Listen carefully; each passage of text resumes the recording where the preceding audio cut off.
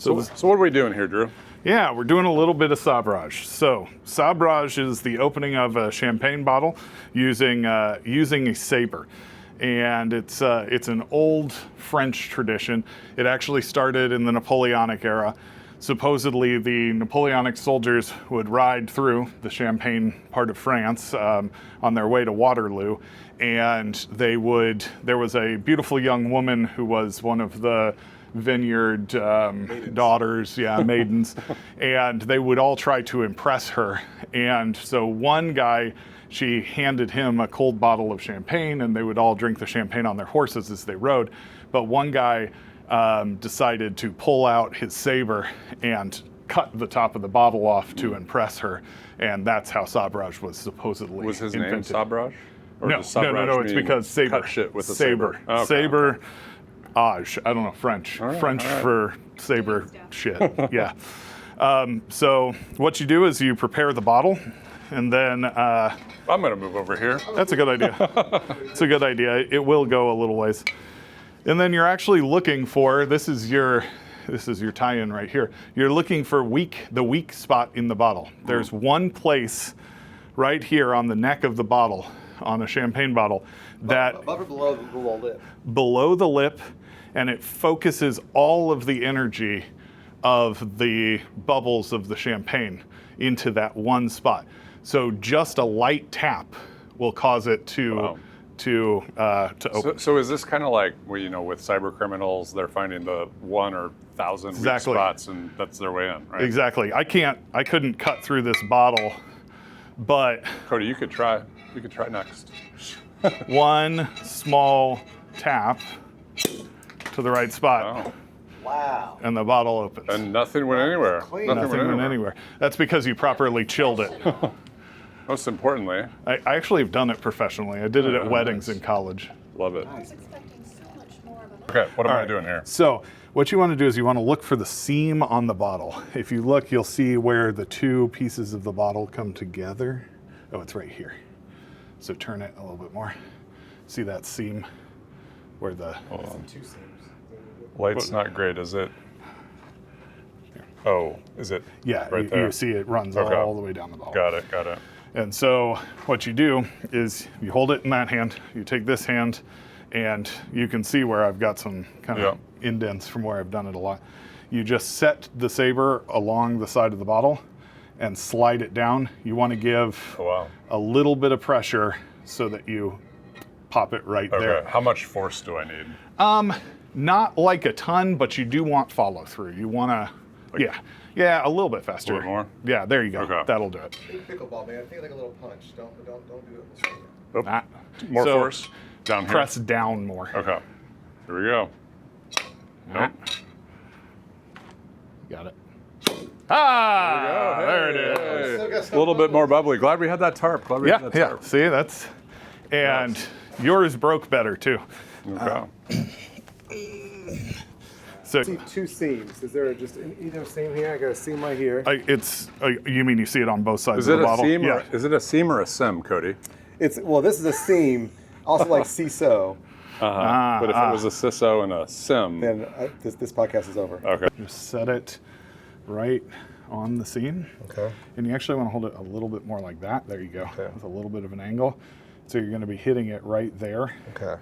And it's just, you got to give it a little bit of force, All right. but it's not. Is there any like good like saying you hear as you push it off? Any good luck or good? What's sayings? that?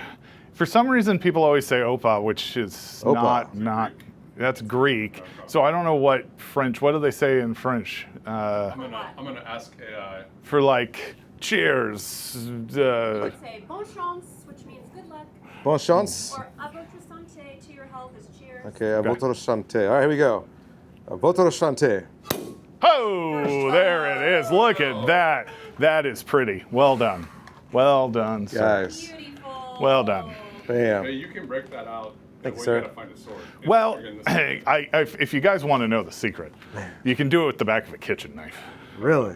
Yeah, you can do it with anything. Not as fun though. Then. Yeah. You just need something with a little weight. You're definitely gonna be doing that on vacation next year. I am. Look at that. Friends. Now, if Next year, you've seen a lot of this weekend, you've seen a lot of bottles being broken. What are your thoughts here? Just quick, unbiased opinion. to myself and Aaron, who aren't competitive at all, what do you think as far as this clean one versus his last couple of tries he had? Unbiased. Yeah, unbiased. I mean, clearly you did it on the first try, and that's Gotcha. a very clean break. So, Gotcha. Okay. so while Aaron's the one who invited me, I'm gonna have to go with Cody. I don't want the results to be rigged. So. To be fair though, you both beat me. Mine's a little jagged, but I like that. That is clean. isn't that cool? Yeah, so this is called a Brigette saber. It's a small infantry hanger. A hanger means the sword that they would hang from their belt. So it would have been around the Napoleonic era, so early 1800s. And it's just a general issue sword, brass hilt. But I really like it. It's got a nice size and weight for this particular And then activity. this would be sheathed. Or is this It would normally, and in fact, I have a leather sheath at home for it, but it's very old, and leather it gets very brittle, and when it gets old, so I don't How usually much does it weigh? bring it around. I mean, if people were using it to fight. Oh yeah, it's not as much as you think. This is actually a pretty heavy one. I have about 24 hangers. I like them. They're fun little swords. This one's fairly heavy, but it's still probably, I'm going to say, 1.2 pounds, maybe. Pirates liked them. They also, pirate ones tended, or naval ones, not just pirates, all navies, liked them to be just a little bit heftier so that they could cut ropes and things with them too. They didn't have to, they could use it as a tool as well as a... So Jack Sparrow would have had something like this. Exactly. All right. So because you guys kind of gravitated that way, and I do too, I brought a nice Scottish sword from the middle of the 1700s, which is right when, if you watched the movie Rob Roy, when Rob Roy was at, and this is, I really like these basket-hilted broadswords, sometimes called claymores, and this one has a really wide, thick blade. They used to, supposedly the English said that a Scotsman could cut somebody in half from shoulder to hip. Yep. With, Next demonstration? with their broadsword. Yeah, okay. Volunteers. But here, you can hold this as well. Again, it's probably going to be lighter than you think, and a little bit more. It's also sharp. So. Okay. Is this sharpened to fighting value, or would you? That's about where it would probably be. Usually, these wouldn't be razor sharp. Yeah. And we can talk about that with Japanese swords, which I brought too. Japanese swords tended to be sharper, but that's because they differentially hardened. So the edge is much, much harder than the back. The Europeans tried to get the same hardness all the way through the steel, which makes it very flexible, but it won't hold an edge as well. So it would be sharpened, we have lots of examples of the British Army, amongst others, issuing orders to sharpen sabers. Like we're going to go into battle, sharpen them, get them ready. When you acquired these swords, they've obviously been used before, so there's chances that these swords have got some numbers on them. Yeah. Oh yes. So sharpening the sword, like connection back to cyber, there are a lot of teams that are kind of just complacent in the way they've always done it. They're not practicing for battle. They're not sharpening their proverbial sword. Absolutely. Like, what does that take? Is it leadership? You mentioned command.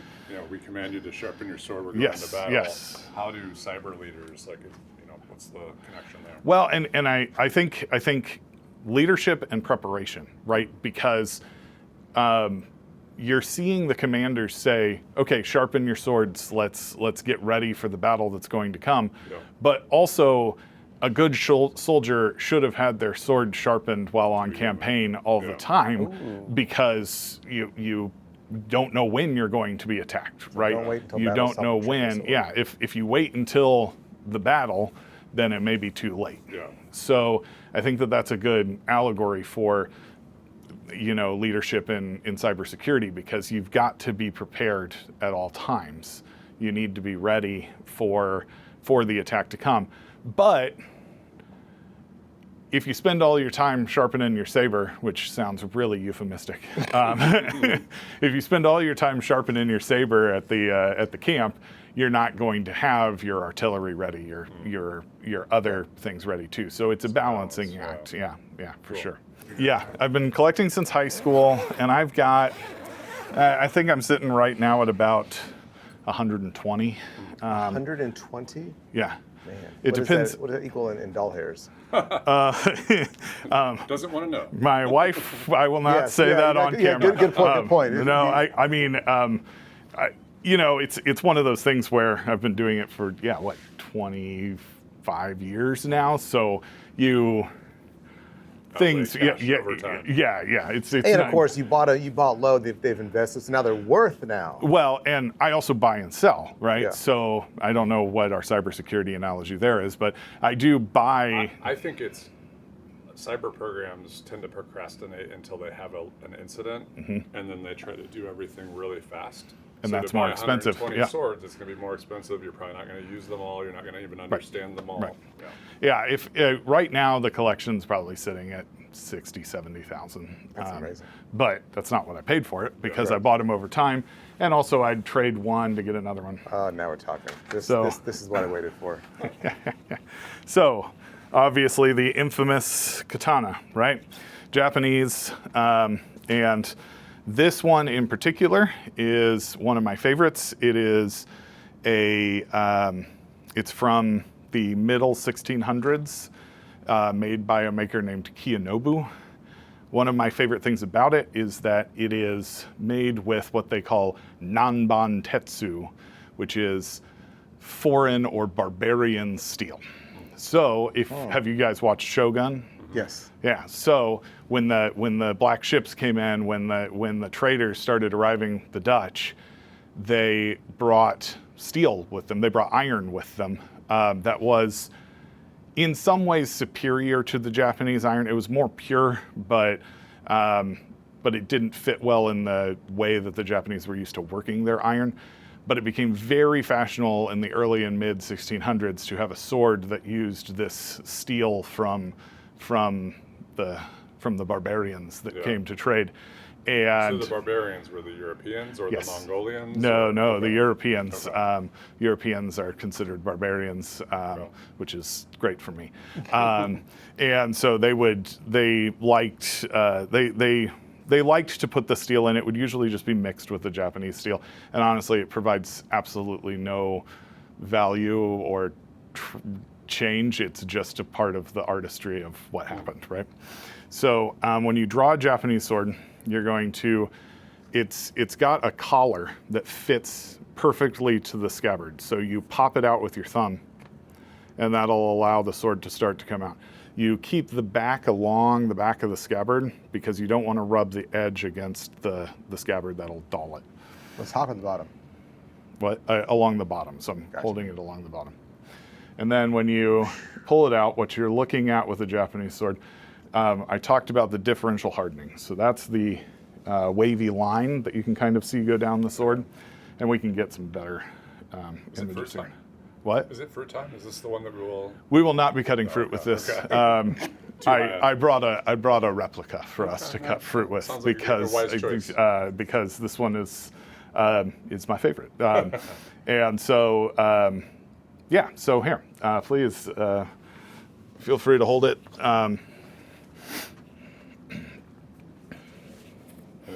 What is this here? So these are called Minuki, and they are. They're decorative, so much like. Much sharper. What? Much sharper. Oh yeah, this is very sharp. Shave your beard. It will. Quick touch up. The samurai they were not supposed to be ostentatious. That was not especially in the 1600s during that particular period. And so their fittings on their swords were something that they were allowed to express themselves with. And so that was really the jewelry of the time. So these are made of shakudo, which is a mix of copper and gold, and then they have gold inlay. So it's like the things our kids put on their Crocs. Essentially. Exactly. Only like, Sword charms. thousands of dollars instead of, yes. All right, so there's your true antique. This is an actual samurai sword. Would have been carried by a samurai. We know that because it's too long to have been carried legally by anybody else. So, so there you go. Okay, nice. Just making sure I'm not going to hit anything. Okay.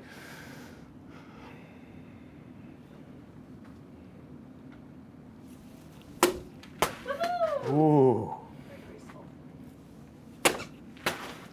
Wow. Nope. Didn't get the edge there.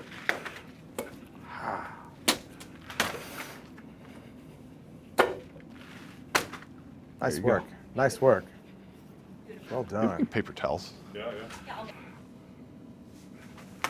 Oh, nice. Ooh, there we go. Here we go. Clean cut. Nice. Bam. There you go. Good form. Form is good too. Thank you. So, yeah, there you go. Apples, oranges. Next one, we're gonna put an orange on Aaron's head. And then you go. Oh, there it is, big dog. Nice. That's gonna be awesome in slow-mo. Yeah. There you go. Nice. All right, man. Yeah, you can play with that one if you want. That's more of a knight sword. This does, man. That's like Braveheart. All right. You guys have insurance, right? So who wants to cut first? Aaron, you go first. Okay. Okay. So Aaron, when you do this, Yeah. I would use one hand, Okay. and I would aim right here on the watermelon. Okay. Okay. And what you actually want to do is make sure that you pull back and step through when Okay. you cut. Because I don't want, because that's kind of where the power comes from, but you don't need as much power as you think. It's not about power. There it is. All right, Cody, give it a swing. All right, all right. So I'm just gonna come through here. Nice. Oh, that's a clean, thin cut. Yeah. Yeah. Oh! And now I'm afraid. Yeah. Yeah, Now now you've gotten all hesitant. Yeah. Yeah. Which I'm sure there's a lesson in there too. Yeah. About getting hesitant. Is that like so like gun shy? Like I took a swing, it didn't work, so I didn't use my full potential. Yeah. Absolutely. So if you, it has to be a sharp, decisive action, but sometimes sharp, decisive actions do result in cuts to the wood instead Cody's of where got you're more aiming. dexterity. See if you can get that bad boy. Well, let me see the katana. Use the katana. It's a little lighter. A little lighter for this. Really, I just hadn't cut with this one, and I wanted to. All right, let's see. You want the paper towel? Yeah, paper towels would be great.